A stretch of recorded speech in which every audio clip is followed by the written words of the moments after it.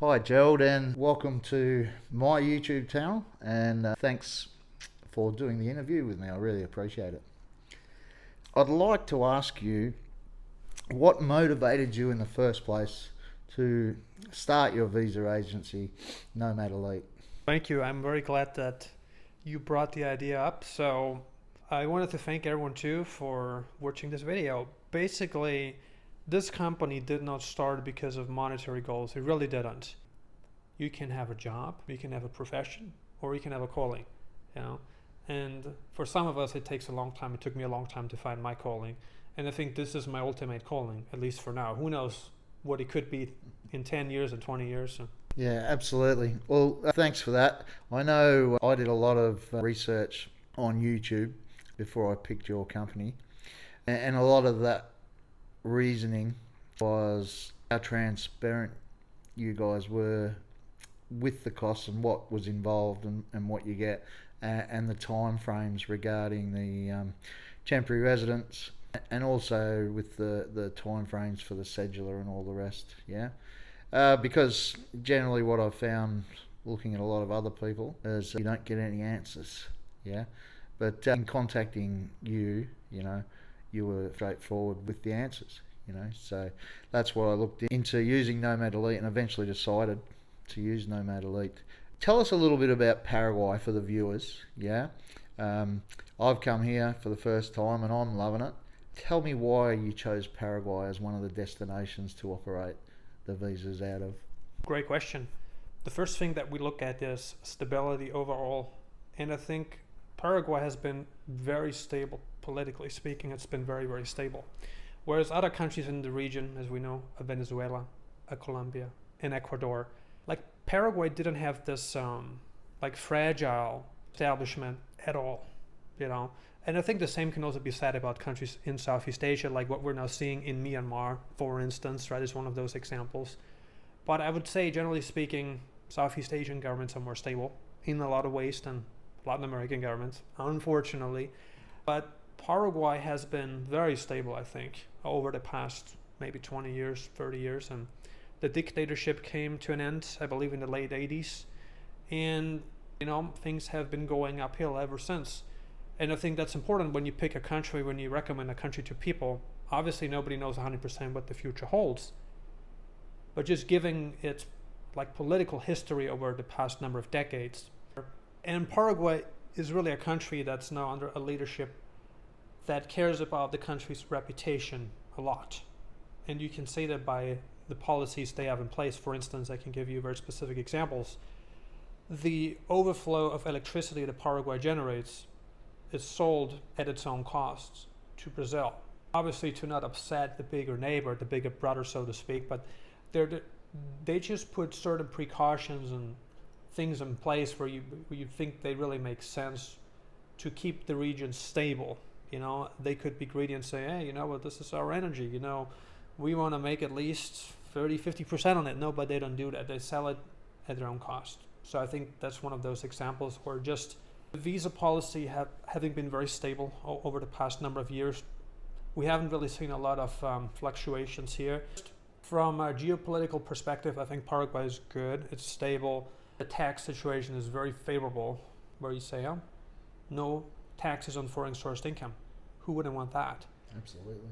Paraguay is a country that people choose to invest in, that people choose for a tax residency, because there's very few countries that offer better options than Paraguay. What else where I could say, that's why we chose Paraguay? I think the friendliness of the people, hospitality being a big point. It's not a given these days, as you know, and we're both from the West, so we know how it can be different, how different it can be in our countries, And I'd say generally speaking, there's just a big respect toward foreigner here, whereas in other countries, foreigners are not treated so well, especially if you're in your 40s, 50s, and 60s, you want to receive some respect. You know what I mean? But here, generally, respect toward foreigners is very much present. They respect foreigners, they like them, and that's a very important thing to look at, I think. You don't want to move to a country where you're not welcome. No, definitely not.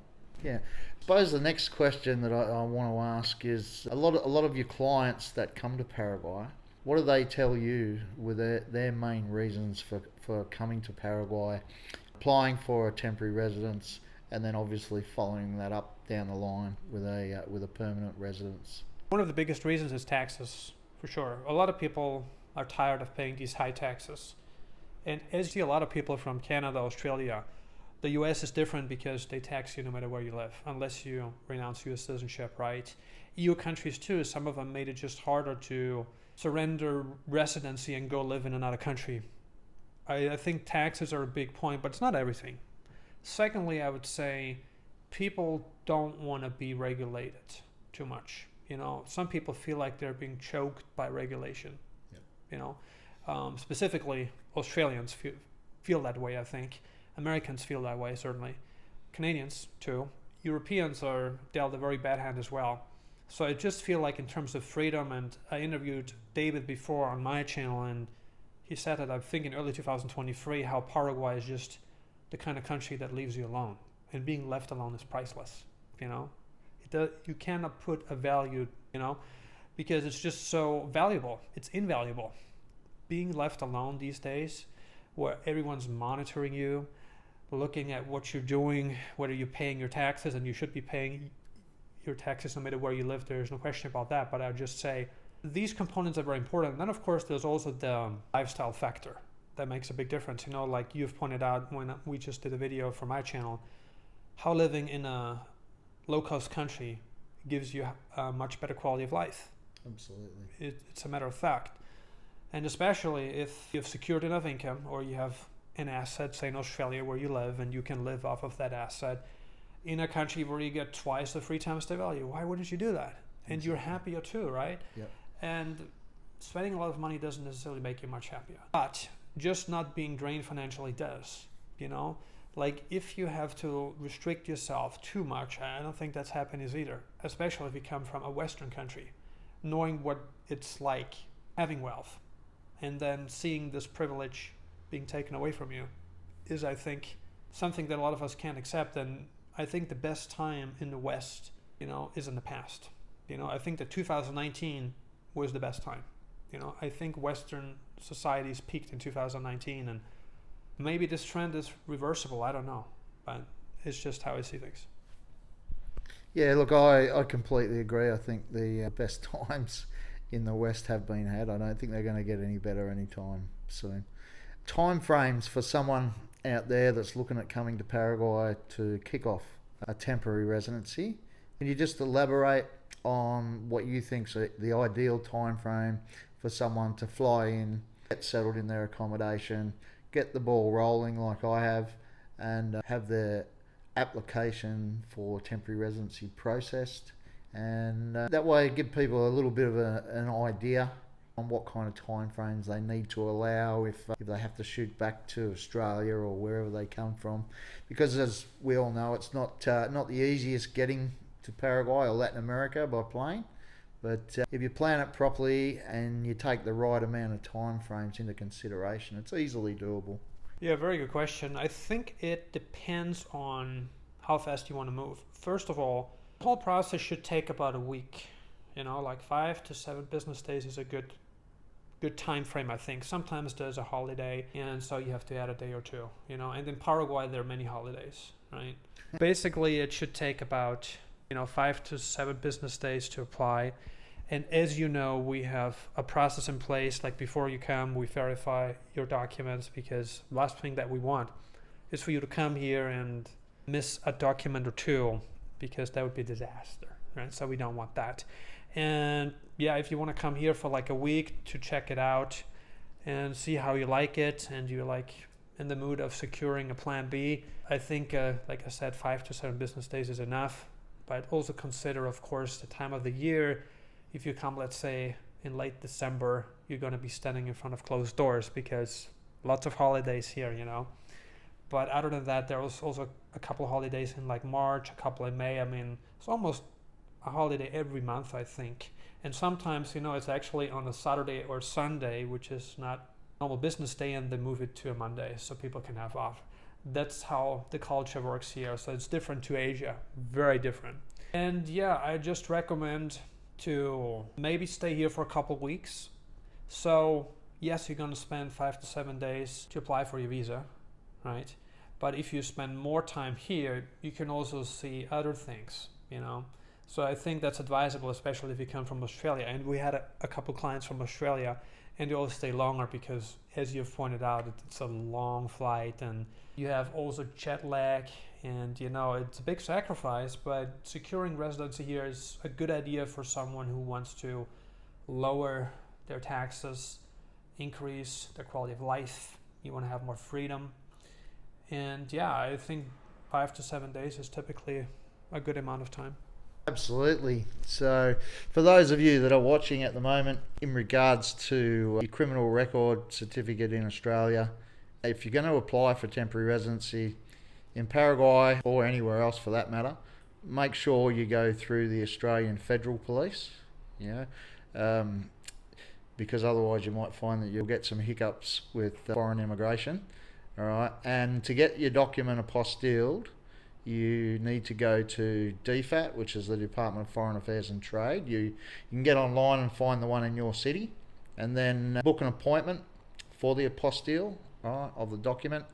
One thing I found after a couple of hiccups, because if you've got an old birth certificate in Australia, they will put the apostille on the back of the document, but foreign immigration are very reluctant to accept that. They like to see the apostille on the front of the document with the ribbons. So through my bit of pain, you can probably save yourself some time, if you just remember that when you do go and get your documentation for whatever residency that you're going to apply for. Look, I booked to stay here for a month. I wasn't going to be rushed, so that I had the time to get out, meet the people. I'm going on a tour also with Nomad Elite this Friday, I think. I put in my temporary residency application on Wednesday this week. Okay, so from the time that I hit the ground here, it's been awesome. Within the next couple of days, we've applied for certification through the local police station and Interpol. And like I said, Wednesday, we're off to do that, So I think 2 weeks, if you were stuck for time, me, I would at least take 2 weeks, That'd be my recommendation. And then you're not worried about there being a public holiday, all right? You're not worried about something going awry. But whatever you do, make sure you get that paperwork right.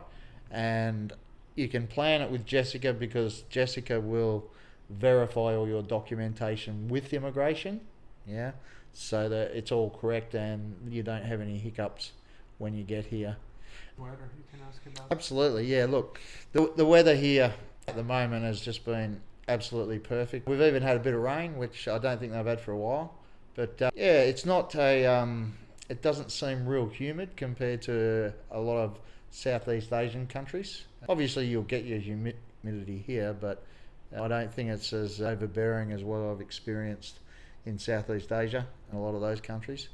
The type of climate, me being from Western Australia, I'd probably equate it to mid-northwest.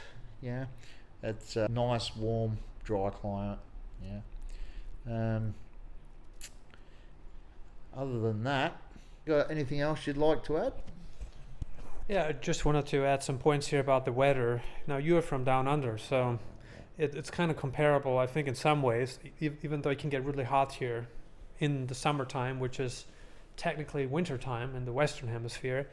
I just recommend, let's say you're planning a trip for Australian winter, which is probably from July through September. So that's the coldest time of the year here in Paraguay. So definitely bring long pants, sweaters, pullovers, even jackets if you can, because it can go really, really crazy with the weather, not for a long period of time, but for a few days a year. It's very, very much in the cards. I know it can get very cold in Melbourne because I spent time there. I don't know about Perth, your home city. Never been there, but I know that it can get brutally cold in Melbourne. Absolutely. And the same here too, but it doesn't last for very long, right? However, I recommend this, and a lot of people are shocked when I tell them about it. It's like, really? I never thought that Paraguay could get this cold, but it does. Now, if you come during Christmas, you won't need jackets. That if you come during Australian winter, then you would definitely have to bring winter clothes to Paraguay with you. Awesome. Thanks for that, Gerald. I hope you've all enjoyed the content and the interview today. If you've enjoyed it, please give us a thumbs up. Yeah. To like it. Subscribe. I'm going to be doing quite a few more videos while I'm here in Asunción and in Paraguay. Any question you've got, please put them in the comments below. And just remember, if you're thinking about doing it, get on a plane, get over here after you've done your research, but definitely get that documentation right, because you need to get that right. And like I said, Jessica will verify it before you get on the plane. Okay, so thank you for watching. Really do appreciate it.